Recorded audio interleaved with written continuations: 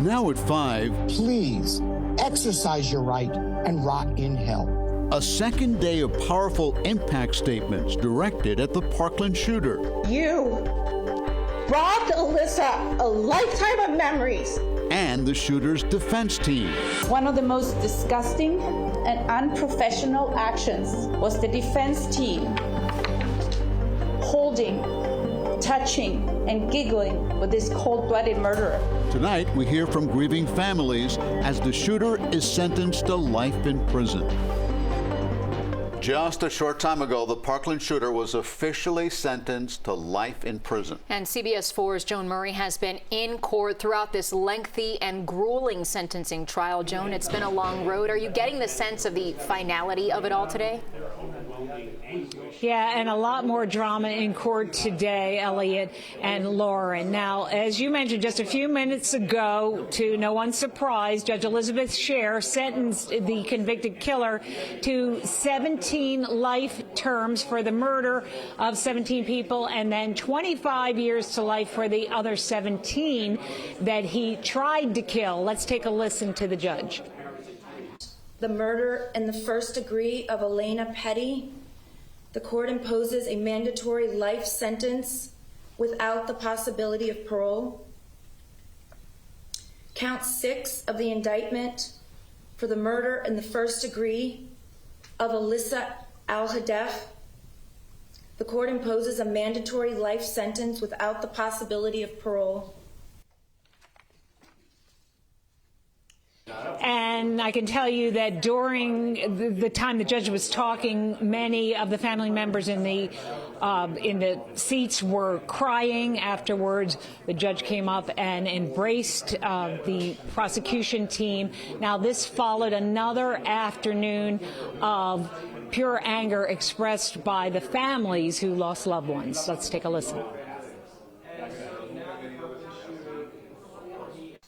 To the killer of Alyssa Miriam Al-Hadef, my hope is that you are miserable for the rest of your pathetic life. For a second day, the families of the 17 murdered at Marjory Stoneman Douglas High School confronted the killer, describing lives shattered and unrelenting anger before his life sentence is imposed. What I see is that the system values this animal's life over the 17 now dead. Former student Samantha Fuentes, who was shot but survived, told the shooter he sentenced her to a lifetime of fear and trauma. I live with constant fear that someone exactly like you will finish off the job you failed to do by not killing me. You gave me and many others a lifetime of trauma, pain, and suffering, long after you committed this crime, and for what? You are nobody now. And there was more criticism of the defense team, who convinced a jury to sentence the killer to life instead of the death penalty. Holding, touching, and giggling with this cold-blooded murderer. We found this to be so offensive to our family, as well as our son Nikolas' memory. Jennifer Guttenberg, whose daughter Jamie was killed, told the shooter to take off his mask, and he did. Then she and her husband, Fred, took issue with Chief Public Defender Gordon Weeks' comment on Tuesday that the parents could incite violence. Just for 1 second that we would be the kinds of people, or anyone back there would be the kinds of people who would incite violence, y'all should be ashamed of yourselves. But you said it.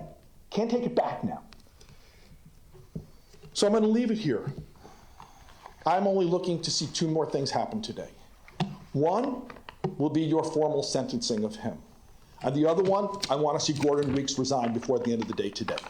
Thank you.